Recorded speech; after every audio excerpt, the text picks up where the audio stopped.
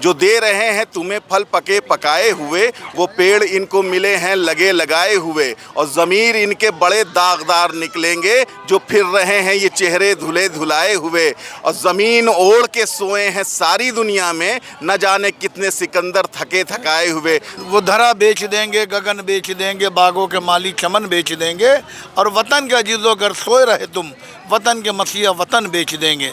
एक तो प्रधानमंत्री मोदी जो बोलते हैं उनको पद की गरिमा का ध्यान नहीं रहता है। जो कांग्रेस ने बनाया तो उसको बेचने के अलावा कोई काम नहीं किया। हम धर्म से नहीं, हमें काम देना चाहिए, हमें रोज़गार दीजिए। बहुत ही गंदी राजनीतिक है, मैं समझता हूँ इस पर बात करना ही बेकार है, क्योंकि इतनी गंदी राजनीतिक मैंने कभी अपनी लाइफ में कभी नहीं देखी। और जनता बहुत त्रस्त है, बहुत परेशान है, वो समझ चुकी है कि ये सब लुटेरे हैं। हमको सुनिए, हमको जान से प्यारा है और हिंदुस्तान हमारा है। और एक बार फिर हम जनता के बीच में आ चुके हैं। नए चेहरे हैं लेकिन मुद्दा वही है। मुद्दा ये है कि नरेंद्र मोदी की बौखलाहट अब और तरीके से सामने आने लगी है। हार का डर है, इसीलिए अब एक नई रणनीति है। हालांकि ये बहुत पुरानी रणनीति है हिंदू मुसलमान की। तो साफ तौर पे यहाँ पे बैठे हैं लोगों के बीच में और लोगों से जानेंगे कि आखिरकार नरेंद्र मोदी अपनी इस पुरानी रणनीति में फिर से वापसी उनको क्यों करनी पड़ी। सबसे पहले सबका परिचय एक बार ले लेंगे। क्या नाम है आपका? मेरा नाम अब्बास जैदी है। अब्बास जैदी। आपका? जावेद फारूकी। जावेद फारूकी। मेहंदी हसन बबलू। मेहंदी हसन। रेहान मिर्ज़ा। रेहान मिर्ज़ा। तो मेहंदी हसन साहब, नरेंद्र मोदी इस देश के प्रधानमंत्री हैं, 140 करोड़ जनता के प्रधानमंत्री हैं। उस 140 करोड़ जनता में मुसलमान भी आता है। बिल्कुल सही बात है। बिल्कुल बिल्कुल। तो ये फिर ये बयान क्यों वो दे रहे हैं, भरे मंच से चुनाव जनसभाएं करने जा रहे हैं, वहाँ से मुसलमान को डायरेक्ट टारगेट कर रहे हैं। आखिर में क्या करना क्या चाह रहे हैं, क्या मकसद है उनका? देखिए, जैसे आपने अभी कहा कि हार की बौखलाहट है। जब आदमी का दिमाग तवाज़ुन ख़राब हो जाता है तो फिर उल जलूल भौंकने लगता है। देखिए, हिंदुस्तान तमाम विचारों को, तमाम अलग अलग फूलों को एक गुलदस्ते में पेश करने के बाद हिंदुस्तान बना। जंग आज़ादी में हर कम्युनिटी के, हर मतलब हर जाति, हर धर्म के लोग थे जहाँ जिन्होंने मिल के अंग्रेज़ों के दांत खट्टे किए। और 250 सालों की जो गुलामी की जंजीर पड़ी थी, गुलामी की जंजीर उनके पैरों में हिंदुस्तानियों के, उसको तोड़ के आज़ाद हिंदुस्तान की फ़िज़ाओं में कदम रखा। और 1947 में देश आज़ाद हो। उसके बाद देश को, बिखरे हुए हिंदुस्तान को, जब पहली जमहूरियत, पहली जब सरकार बनी 1952 में, तो हर कम्युनिटी के लोग थे, सबको बराबर का सम्मान, बराबर का अधिकार देने के लिए जब आइन और संविधान बना तो उसमें भी हर कम्युनिटी के लोगों को वहाँ पर रखा गया था। तो उस देश को ये इन्होंने पिछले 10 सालों में तोड़ने के बहुत प्रयास किया, लेकिन देश तो नहीं टूटा, ये खुद धीरे धीरे टूटते चले यार। आज नतीजा आपने देख लिया। आज उनके पास दे हैव नो, मतलब यानी मुद्दा के जिसके बिहाफ के ऊपर कोई एबिलिटी हो या कोई एक्स्ट्रा ऑर्डिनरी कोई काम किया हो जिसके मुद्दे के ऊपर लेके वो देश के सामने आए। लेकिन बात आपने सही की कि धर्म और जाति के नाम के ऊपर ये देश को आगे लाने का, अपने सत्ता में आने का प्रयास करना, लेकिन असफल, पूर्ण रूप से असफल हो गए हैं। आपने देखा कि इनके पास कोई भी मुद्दा 12 से 24 घंटे के अलावा इनके पास नहीं रहता है। कभी वो जो हमारी हिंदू बहनें हैं उनके मंगलसूत्र की बात करते हैं। देखिए, जब किसी भी महिला के ऊपर अत्याचार होगा, सबसे पहले हम लोग होंगे कि उनके सम्मान के लिए, उनके बचाव, उनकी सुरक्षा के लिए अपनी जान को निछावर करके उनकी अस्मत और उनकी इज्जत को बचाने का काम करेंगे। तो ये उसको भड़काने का काम कर रहे हैं। वहीं प्रियंका गांधी जी ने कहा कि हमारे देश को, देश के लिए हमारे पिताजी ने, हमारी माँ ने अपने मंगलसूत्र की कुर्बानी देकर देश को बचाया। तो वो देश है जहाँ पर 2600 से ज़्यादा भाषाएं बोली जाती हैं, 1600 से ज़्यादा धर्म जाति के लोग रहते हैं। यहाँ होने वाला कुछ नहीं, बहुत उछाला नहीं धर्म, और कभी हिंदू, कभी मुसलमान, कभी अगले, कभी पिछड़े, लेकिन ये सब एक बराबर के एक ही गुलदस्ते के फूल हैं और एक ही डाली के ये तने हैं जिनको अलग नहीं किया जा सकता। ये अलग हो जाएंगे और नतीजा आप देख रहे हैं। आज ये डरे हुए हैं, सहमे हुए हैं, डर और खौफ इनके ऊपर बढ़ चढ़कर बोल रहा है।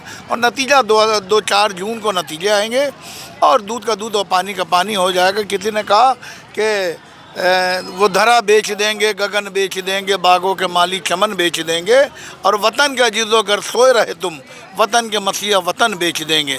तो बहुत दिन जनता सोई रही, 140 करोड़ जनता सोई रही, लेकिन आज इन्होंने इतना जुल्म, इतना अत्याचार, इतने नए नए जो अंग्रेज़ों के जो कानून थे, ये कर लगा दिया, वो कर लगा दिया, GST लगा दिया, 18% उस पर लगा दिया।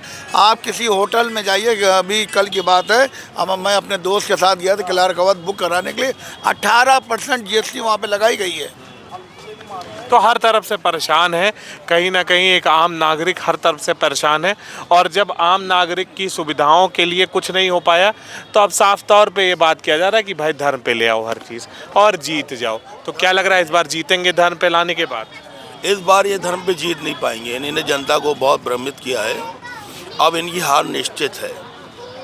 अब जितना ये करना था कर चुके हैं, और कमोबेश इनके चेहरे की नकाब जो है हट चुकी है, और जनता बहुत त्रस्त है, बहुत परेशान है। वो समझ चुकी है कि ये सब लुटेरे हैं और भ्रष्टाचार ही इनका मकसद है और कुछ नहीं है। देना इन्हें देश को कुछ नहीं है। देश में इस टाइम हर आदमी, हर तबके का आदमी जो है प्रॉब्लम में है, समस्याओं से जूझ रहा है। तो उससे निकलने के लिए हम लोगों ने संकल्प लिया है, इनकी हार निश्चित है। अच्छा, लेकिन ये अगर देखा जाए कि भाई और पार्टियां हैं, वो भी राजनीति करती हैं और हर धर्म की बात कर रही हैं, या जिसका विशेष एक जाति से वो है वो उसकी बात कर रहा है। ये तो एक समुदाय को हटाने की बात कर रहे हैं। अगर देखा जाए कि जिस तरह से कह रहे हैं कि आरक्षण पूरा दे दिया जाएगा छीन के, और संसाधन पूरे दे दिए जाएंगे छीन के, तो क्या ये शोभा देता है इस तरह की बात करना एक प्रधानमंत्री? एक तो प्रधानमंत्री मोदी जो बोलते हैं, उनको पद की गरिमा का ध्यान नहीं रहता है। हकीकत ये है कि प्रधानमंत्री पद सबसे बड़ा संवैधानिक पद है इस देश में, और जब भी वो कोई भी भाषा बोले तो सोच समझ के बोले। इस देश में जो लोग रहते हैं सबको एक समान, वो सबका प्रधानमंत्री, हमारा भी प्रधानमंत्री है, आपका प्रधानमंत्री है, तो कम से कम इस तरह की लैंग्वेज यूज़ नहीं करनी चाहिए। हकीकत ये है कि जब आदमी काम किया रहता है, कुछ किया रहता है, तब उसके मुद्दे पे ही चुनाव लड़ता है। जब असलियत में कुछ किया नहीं होता है तो वो धर्म की आड़ लेकर चुनाव लड़ता है। इन्होंने जिस तरीके से अभी बयान दिया, फर्स्ट राउंड ख़त्म होने के ही बाद इनके नीचे से जब लगा कि ये ज़मीन खिसक रही है, तुरंत हिंदू मुद्दे पे, हिंदू और मुस्लिम के मुद्दे पे आ गए। अब उसके बाद अब पाकिस्तान भी, अब इनका रोना सिर्फ बचा है, बाकी और कुछ नहीं है। ये कांग्रेस की जितनी भी नीतियां थीं, देखिए कांग्रेस को इस वजह से पसंद किया जाता है इस देश में, आज भी सबसे ज़्यादा कांग्रेस को इस वजह से लोग पसंद करते हैं क्योंकि वो कभी भी किसी धर्म संप्रदाय की राजनीति नहीं करती है। उस पर आज तक किसी धर्म संप्रदाय के राजनीति करने का ठप्पा नहीं लगा है, और जो भी काम किए मोदी ने उसको बिगाड़ने का ही काम किया, उसको बेचने का काम किया। इन्होंने जो भी नए काम किए सब बेकार रहे और सारी चीज़ें इनकी फ्लॉप रहीं। चाहे वो नोटबंदी ले लीजिए, गलत GST ले लीजिए। GST आप देखिए, हीरा में बहुत कम परसेंटेज है और बाकी खाने पीने के उस पर कितनी ज़्यादा GST है। तो इस तरह से अगर देखा जाए तो कांग्रेस की ही चीज़ों को ये बढ़ाने का काम किया है, और कुछ नहीं इनके पास है, इनका अपना कुछ नहीं है। जो दे रहे हैं तुम्हें फल पके पकाए हुए, वो पेड़ इनको मिले हैं लगे लगाए हुए, और ज़मीर इनके बड़े दागदार निकलेंगे जो फिर रहे हैं ये चेहरे धुले धुलाए हुए, और ज़मीन ओढ़ के सोए हैं सारी दुनिया में, न जाने कितने सिकंदर थके थकाए हुए। तो बड़े सिकंदर आए और चले गए, ये मोदी किस खेत की मूली है। ये वो क्या बात है। लेकिन सवाल ये है कि जो भी आप लोग में से बोलना चाहे कि एक मतलब जब भी चुनाव की बातचीत आती है तो भाई लुभाने की बात की जाती है, ये तो हटाने की बात कर रहे हैं। जैसे साफ तौर पे अगर कह रहे हैं कि मुस्लिमों को ये दे दिया जाएगा, मुस्लिमों को वो दे दिया जाएगा, तो ये तो अपने से दूर कर रहे हैं ना ही। 10 साल में हटाया उन्होंने, वो तो हिंदू राज भी घोषित कर रहे थे, एक मोहल्ला भी हिंदू बना पाए। क्योंकि हमारे हिंदुस्तान का जो नागरिक है वो हिंदू, मुसलमान, सिख, ईसाई सब एक साथ रहना चाहता है। वो एक व्यक्ति के कहने पर एक गली तो हिंदू बना ना पाए, हिंदू राष्ट्र कैसे घोषित करेंगे? 10 साल में गली बना देते कम से कम कि ये पूरी गली जो है ये ऐसी, क्योंकि हमारे यहाँ जो एक वो है रिवाज है। नाम तो बदला था, हमारा किस चीज़ का नाम बदला? कई जगह का नाम। कहाँ का बदला बताइए? आज भी किसी बैंक का नाम बता दीजिए इलाहाबाद से जो है उसको प्रयागराज कर दिया गया हो, किया गया? कर पाए भाई? केंद्र में थे, कर देते। इलाहाबाद का नाम इलाहाबाद बैंक से प्रयागराज बैंक नहीं कर सके, क्योंकि इनका खाली एक भ्रम फैलाना इनका काम है। ये जादूगर हैं, ये बहुत सारे एक साथ चलते हैं। दिखेगा एक थाली लिए होगा और 2 लोग 3 लोग उंगली ऐसे किए होंगे। जनता को अपने में जो है संभालेगा, जादूगर जादू से अपने में मनमोहित कर लेगा, और जो उनके साथ में जेब कतरे होंगे वो अपना काम करते रहेंगे। देखिए, इनके पास अब कुछ है नहीं, क्योंकि पिछले 10 सालों के अंदर ही सिवा जो कांग्रेस ने बनाया तो उसको बेचने के अलावा कोई काम नहीं किया। कांग्रेस ने 350 रुपये का सिलेंडर बेचा दिया, आपने 1100 रुपये का सिलेंडर दिया। कांग्रेस ने एम्स, मेडिकल कॉलेज और न जाने कितने इस तरह के इंस्टीट्यूट बनाए, उसके अलावा इन्हीं ने 10 सालों के अंदर कुछ बनाया नहीं। हाँ, 140 करोड़ जनता सड़क के ऊपर आ गई। 40 जो इनके जो करोड़पति रईसपति जो मित्र थे वो करोड़पति संघपति और सब बनते चले गए, जिनका जो को नाम भी नहीं जानते थे 10 साल पहले, आज वो दुनिया मतलब हिंदुस्तान की लिस्ट में सबसे ऊपर आ गए हैं। आप देखिए, एम्स बनाए नहीं, मेडिकल कॉलेज बनाए नहीं, यूनिवर्सिटीज़ कॉलेज बनाए नहीं, कोई बिजनेस के ऐसे संसाधन आपने तैयार नहीं किए। आज नौजवान, आप ये देखिए पुराने लखनऊ के ऐतिहासिक घंटाघर क्लॉक टावर के ऊपर आप देख रहे हैं, यहाँ पर सब बेरोज़गार घूम रहे हैं, क्योंकि दे हैव नो वर्क, कोई काम नहीं है, कोई कुछ है नहीं, क्या करें, मरता क्या ना करता, आज वो घूम रहे हैं। हमारे सभी तमाम दोस्त देखिए, श्रीवास्तव जी बैठे हैं, यादव जी इधर बैठे हैं, ये सब बेरोज़गार हैं। हम धर्म तो नहीं, हमें काम देना चाहिए, हमें रोज़गार दीजिए और नौकरी का संसाधन आप अवेलेबल मुहैया कराइए। लेकिन वहीं पर राहुल गांधी ने कह दिया है कि जैसे ही सरकार बनती है 6 महीने के अंदर 36 लाख लोगों की नौकरियां मैं अवेलेबल करा दूंगा, और कहाँ से कराएंगे वो भी पूरा उन्होंने डेटा दे दिया है। 8,000 प्रतिमाह महिलाओं को देंगे, ये भी कहा है उन्होंने, 1 लाख रुपए लेकिन हर साल, और 1 लाख रुपए हर साल देंगे, जिसमें 8,500 रुपये उन महिलाओं को दिया जाएगा जो ज़रूरत, जो नीडेड पर्सन महिला हैं। और लेकिन बात यह है कि आखिरकार हिंदू राष्ट्र तो बना नहीं पाए पिछले 10 सालों में, तो अब मुसलमानों पे राजनीति क्यों आ गई? मुसलमानों पे राजनीति इसलिए आ गई है कि ये कंफ्यूज कर रहे हैं हिंदूज़ को, फिर से कंफ्यूज करना चाहते हैं। लेकिन हिंदूज़ अब समझ गए हैं, उनके लिए सबसे बड़ा रोज़गार का संकट हिंदुओं के लिए भी है, हमारे भाइयों के लिए भी है। वो बहुत बेरोज़गार संख्या में है। मुसलमान तो फिर भी मजदूरी करके किसी तरीके से पेट पाल रहा है। हिंदू भाई जो हैं उस हमसे ज़्यादा वो लोग प्रॉब्लम में है। वो इस समस्या को समझ रहे हैं कि ये सिर्फ कंफ्यूज कर रहे हैं और एक्चुअली कुछ भी इनके पास नहीं है। मुसलमान तो यहाँ पसमंदा समाज है, बहुत पिछड़ा हुआ है, वो तो किसी को क्या सताएगा, हम तो खुद ही सताए हुए हैं, हम तो खुद ही इतना परेशान हैं, समझ रहे हैं आप। और जब इससे पहले तो बात करते थे कि पसमंदा समाज की बात करें या किसी मतलब मुसलमानों की बात करें तो ये कहते थे कि हमने काम तो किया है मुसलमानों के लिए भी, अब तो वोट बैंक की राजनीति कर रहे हैं। तो ये तो साफ तौर पे वो कहते हैं ना कि हमने विकास किया है। देखिए, एक तो मुसलमानों के लिए जो बताते हैं, एक चीज़ ये कहते हैं 3 तलाक। 3 तलाक का मुद्दा बहुत अहम है, कि हमारे लिए बहुत अहम है। मैं हाई कोर्ट में वकालत करता हूँ। 3 तलाक में 3 साल की सज़ा है। 3 तलाक तब एप्लीकेबल है जब 3 तलाक जो वर्डिंग बोली जाती है, तलाक तलाक तलाक, वो एक तरह से माना जाता है कि ये इसने अपराध किया। ओरली किसी को आपने कहा, आप इसको प्रूफ कैसे करेंगे कोर्ट में? आपने एफआईआर तो कायम करा दी, आपने एफआईआर लिखवा दी, लेकिन एक ओरली अगर तलाक किसी ने दी है तो आप उसको प्रूफ नहीं कर सकते। बहुत सी चीज़ें हैं। आप अगर यही चीज़ है, आप इतने मुस्लिम हितैषी बन रहे हैं जो दिखाने के लिए, ये इनकी कथनी और करनी में फ़र्क है।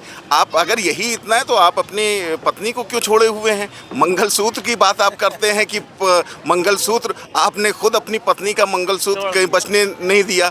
तो ये तो एक बहकावे की राजनीति मोदी जी शुरू से करते आ रहे हैं, लेकिन अब इनके नीचे से ज़मीन खिसक रही है और इनकी बॉडी लैंग्वेज बता रही है कि सत्ता इनके हाथ से जा रही है। और इनको सबसे ज़्यादा फिक्र ये है कि 10 साल में जो इन्होंने कर्मकांड किए हैं, जो अपने दोस्तों, अपने अजीज़ों, जो इनके मित्र हैं, उद्योगपति मित्र, उनके लिए जो जो काम किए हैं वो सारी चीज़ें, इलेक्टोरल बॉन्ड, हम सुप्रीम कोर्ट का शुक्रिया अदा करते हैं कि एंड टाइम पे इस तरीके से इनका रासफाश कर दिया कि किस तरीके कोविशील्ड जो वैक्सीन लगी उसको वो आपने क्या नाम उससे चंदा लिया और फिर उसके बाद आपने अप्रूव किया, सबको मजबूर कर दिया कोविशील्ड लगवाने के लिए, वैक्सीन लगवाने के लिए। और आज क्या हो रहा है, दिमाग कहीं या तो ब्रेन हैमरेज हो रहा है या हार्ट अटैक हो रहा है, तो इसमें भक्तों को कोई फर्क नहीं पड़ने वाला है। लेकिन और भी लोग से बात करेंगे, और भी लोग से जानेंगे। क्या नाम है आपका? रेहान मिर्ज़ा। रेहान साहब, क्या कहेंगे, ये जो अब राजनीति आ गई है भारतीय जनता पार्टी की फिर से हिंदू मुसलमान पे, क्या कहेंगे? हिंदू राष्ट्र तो 10 साल में बना नहीं। बहुत ही गंदी राजनीतिक है, मैं समझता हूँ इस पर बात करना ही बेकार है, क्योंकि इतनी गंदी राजनीतिक मैंने कभी अपनी लाइफ में कभी नहीं देखी।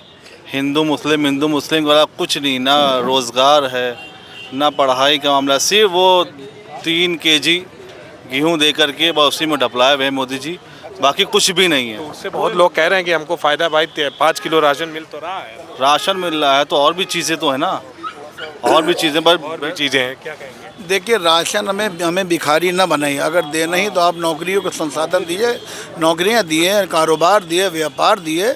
आपने कोई इस तरह कोई भी चीज़ें नहीं दी सिवा आपने भिखारी बनाने के अलावा। इससे पहले भी जो फूड राइट टू फूड वाला जो था, भोजन का अधिकार, ये यूपीए सरकार ने दिया था। सूचना का अधिकार यूपीए सरकार ने दिया था।